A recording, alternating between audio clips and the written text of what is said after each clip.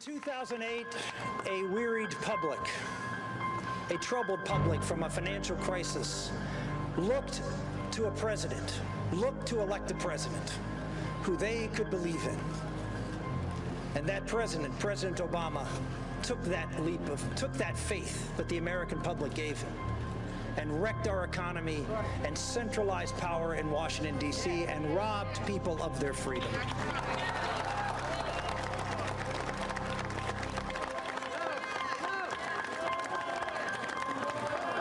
And I believe now that Americans are not looking for someone that they can believe in. They're looking for a president who believes in them.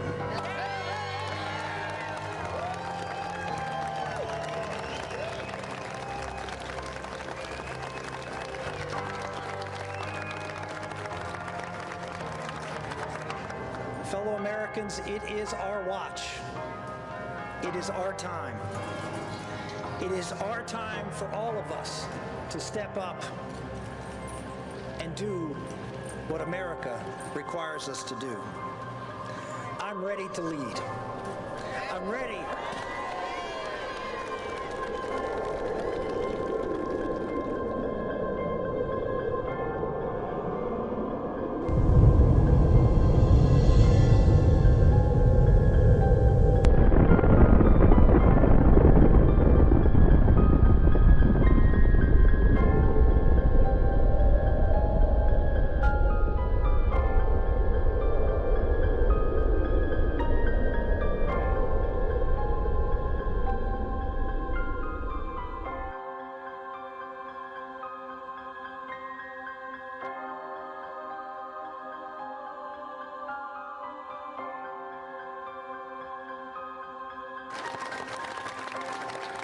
I'm ready to do what has to be done for the next generation, with the courage to fight for freedom, with the courage to fight for America. That's why I'm announcing today that I'm running for President of the United States. Join the fight! But if we all agreed that people should be allowed to do that which empowers them or pleases them the most, would you fully support the choice? I don't agree with that. Hold on, I don't agree with that. I don't believe that people should be empowered to do what pleases them the most. We have a responsibility beyond ourselves. That's the difference, I would argue, between the liberal view of the world and the conservative view of the world. You the liberal view of the world is that what I'm here to do is really just, do what I want to do, what pleases me. And, if you're in a family, you can't just do what pleases you. You have to do what is your responsibility as a parent. You have to do as a responsibility as a husband, what's your responsibility as a wife or daughter, as to your mother or father who may be aged. Those are the kinds of things that I talk about as things that I believe need to change in our view of how we view the world and how we view our responsibility. And do you think that liberals are truly anti-responsibility? Don't you think that both sides say if you have a responsibility, you should meet it? No, I don't believe. I do believe they are anti-responsibility. I mean, their entire agenda is I should be able to do whatever I want to do as long as no one gets hurt. Besides Timothy Leary, who really says that? Oh my goodness! Let me get you the records on the floor of the United States Senate.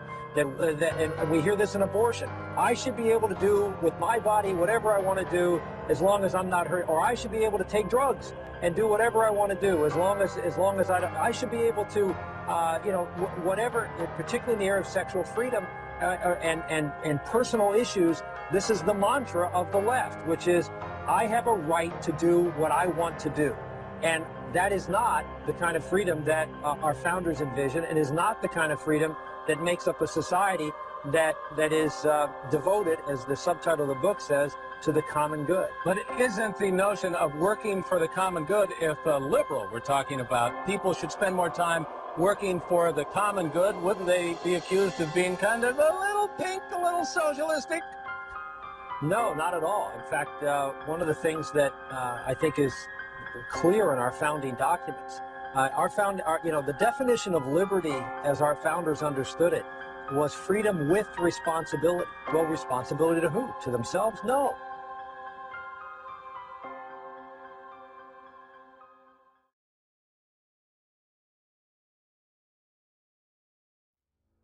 It was a responsibility to others. It was responsibility to your family, but not just your family. It was responsibility to your neighbors and to your country. And we've sort of lost that edge. We have a whole society that is you've heard the me generation. If it feels good, do it. Just do it. It's an entire culture that focus on immediate gratification and the pursuit of happiness and personal pleasure. And it is harming America. I mean, look at the rampant rate of divorce brought to us by the left.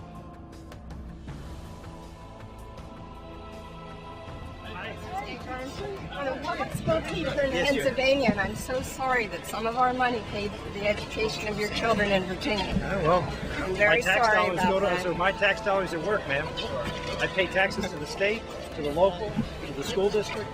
More money, far in excess of the money that the state paid for that. Virginia's No, I don't pay taxes in Virginia. I pay taxes in Pennsylvania, ma'am. But So I don't primary deserve. residence. So my primary residence. But we're is in glad that you're here Pennsylvania. today. Well, thank you, but I do want to tell you that I do pay taxes, and I think someone who pays taxes has a right to services, don't you? Yes. Okay, well then that answers your question. That answers your question. But I don't think it should be our tax dollars. My paying tax for dollars, cyber my school tax in another dollars, state. my tax And- dollars well, are what going was to the work most for. recent- what My was the tax most dollars are going to recent work court for me. ruling?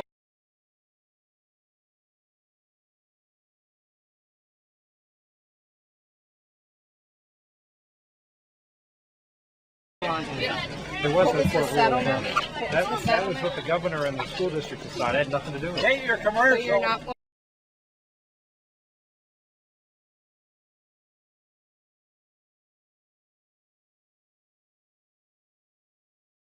Oh, I'm sorry. And it is so negative. Hi, how are you? Good to see you guys. Good to see. I hope you're having a good day. Good.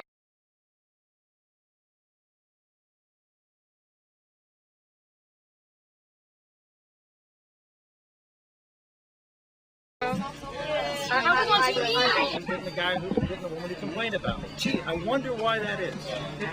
It's just a curious bias of the media around it. It's wonderful. One person says something negative, and the media rushes and covers that. Wonderful balanced media that I love.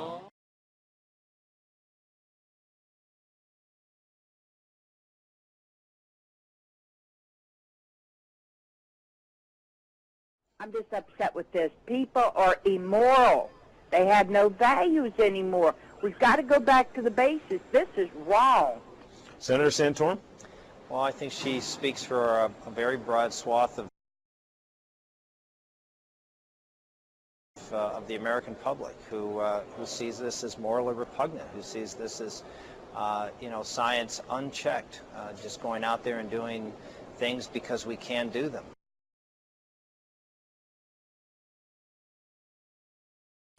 To stop the evil doomsday, you need a hero who's more than a man. He's been called the greatest, the strongest, the first among heroes. High-voltage villain Conduit is powered by kryptonite, but with krypton cannon blasting, laser Superman powers him down. Conduit will learn, don't mess with the S. It's the dreaded Doomsday, the most fearsome force in the universe. Even Doomsday will learn, you don't mess with the S. Superman figures each sold separately, blocks not included. Hi there, it's me, Ernie, and I'm here with my good friend Chris. Hi, everybody. And Rubber Ducky.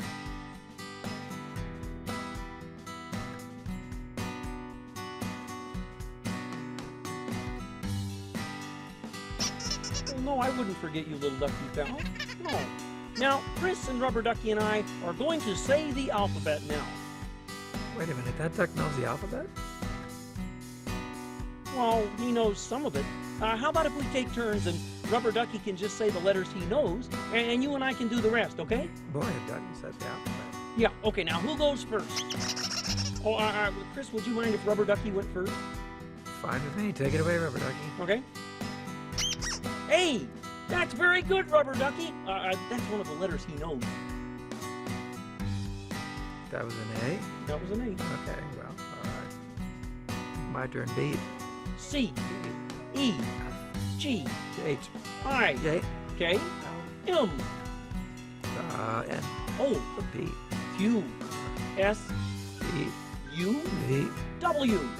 Y. Z. Z! Oh, very good, Rubber Ducky. See, that's the other letter that he knows. That's funny. His A sounded just like his Z. That was very good, Rubber Ducky. You said the alphabet from beginning to end. Oh, hey, you were good too, Chris. Oh, thanks. I mean, I found it remarkable that one of the doctor that was on before us said that, you know, we limit certain studies to animal studies. Well, the principal reason we limit certain studies to animal studies, not because we have a moral objection to it, is because we're afraid that we could, that the research being done could actually harm humans, and so we want to test them on animals first, not because science feels any moral compulsion. In fact, most scientists, unfortunately, those that certainly are advocating for this and many others, feel very little moral compulsion.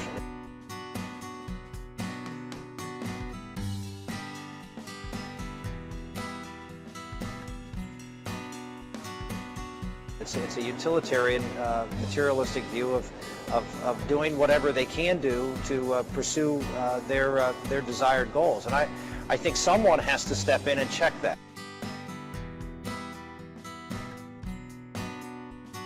You're campaigning hard on social issues. In fact, you're known as kind of a culture warrior.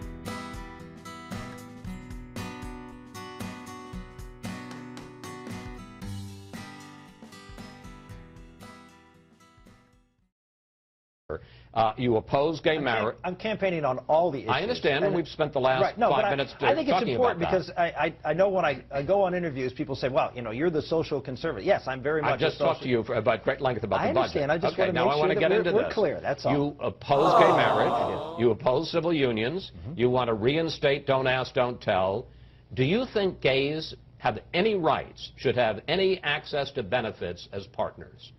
Well, sure. I mean, there's all sorts of contractual benefits that anybody can contract for. But the question is whether we should institutionalize that in public policy.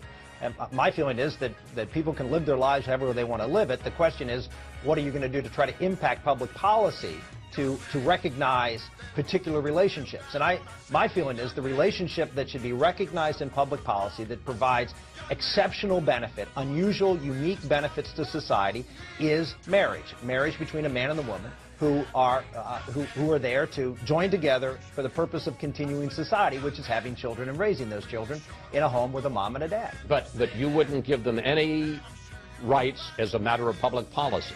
Well, it depends what you mean by rights. I mean, if you're talking benefits as far as rights, I mean, they have the right to be able to, you know, employment. I mean, I don't know what you mean by rights. If what I'm talking about are privileges. Here, privileges of marriage, privileges of government benefits is a different thing than basic rights to be able to live their lives, and as they well should and can, as free Americans.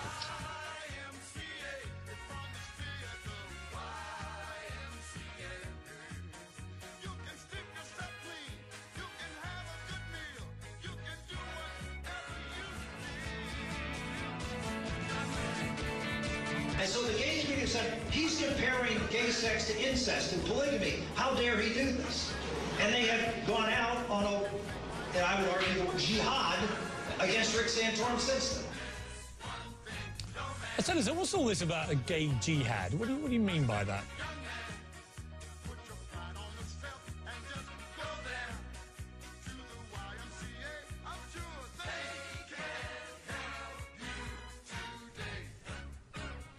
Well, a lot has been written about this. I don't need to, give a lot of airtime to folks who have been rather vile in the way that they have attacked me and attacked the positions that I've held, distorted the positions I've held on the issue of marriage in America, and they have in fact distorted the thing that I just talked about, which is that I was talking about a United States Supreme Court case on the issue of marriage and what that court decision would be with respect to how it would play out with respect to marriage.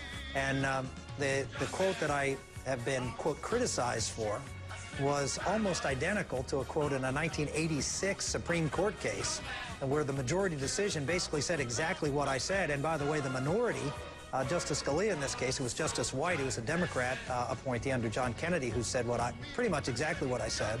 And Justice Scalia pretty much said exactly what I said, which is that if the Supreme Court establishes a right to consensual sexual activity, then it's hard to draw the line between what consensual activity is going to be permitted under the Constitution, and it leaves open a long list of consensual activities that most people, I think, would find rather unappealing.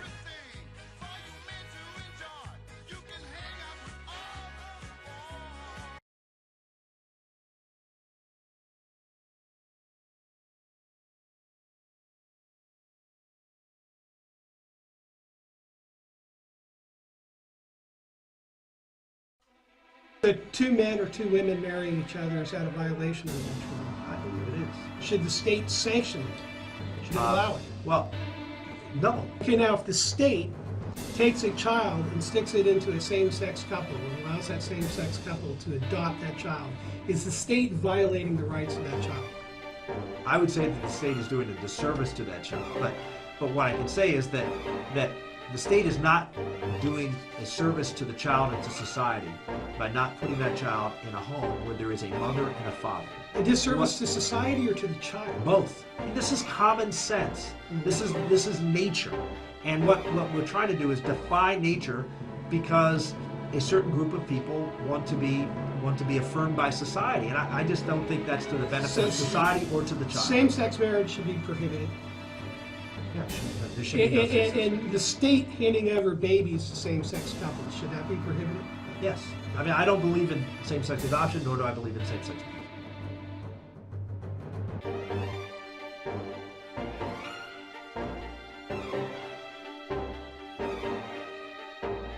Let me ask you this question. This is a difficult question, sort of. I know you personally a little bit, and my impression of you, I'll share with the viewers, is you are an incredibly nice guy. You're very compassionate. You're very caring. You look out for other people. When I talk to some of my friends who are gay and lesbian, they don't understand that characterization of you because they think that you have it in for gays and lesbians because you're anti-gay marriage, and you've called it wrong, and you've called it destructive of the family. And I want to give you the opportunity to speak to those people now to explain why they should not feel that way about you. Well, I appreciate the opportunity, Megan, and the bottom line is we can have a public policy difference about what the proper marriage laws should be in this country and what's in the best interest of society.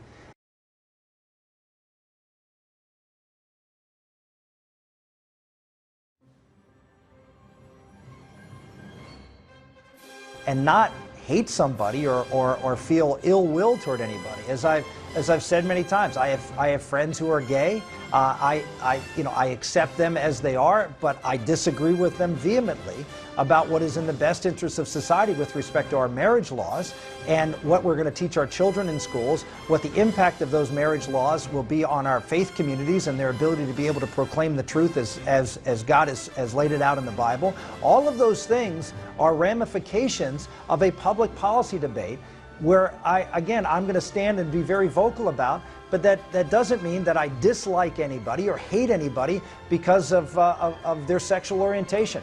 I respect that decision, but I also you have to respect me for feeling very differently about trying to take that orientation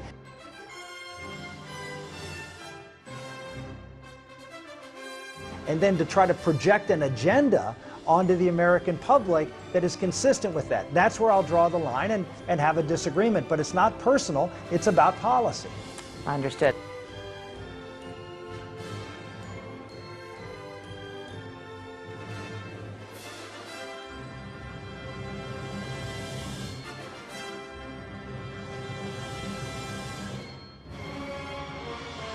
At the far end of the universe, there is a planet ruled by a being of utter evil.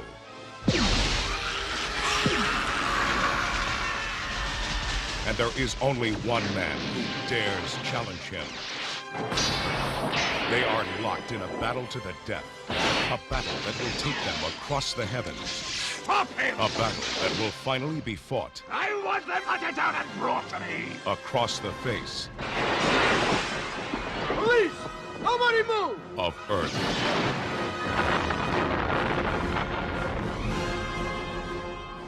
I think I'm gonna need some backup. Can you show us the way? Of course. No.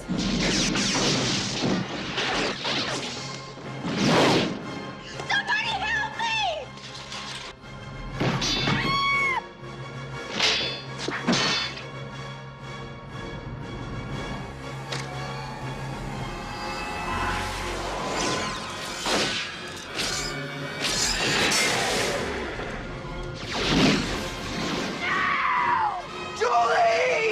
From a distant galaxy, they have come to Earth.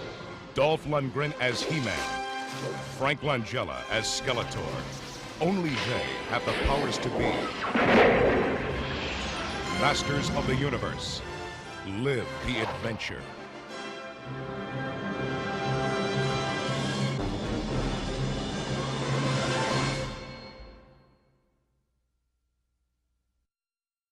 It is ridiculous that we have a retirement age in this country of age 65 today. At least age 70. I'd go even farther if I could. Are you still in favor of raising the retirement age? I think what Joe said was that that's one of the options on the table, and I think that has to be. I don't believe we should raise the retirement age. I've come out foursquare against that.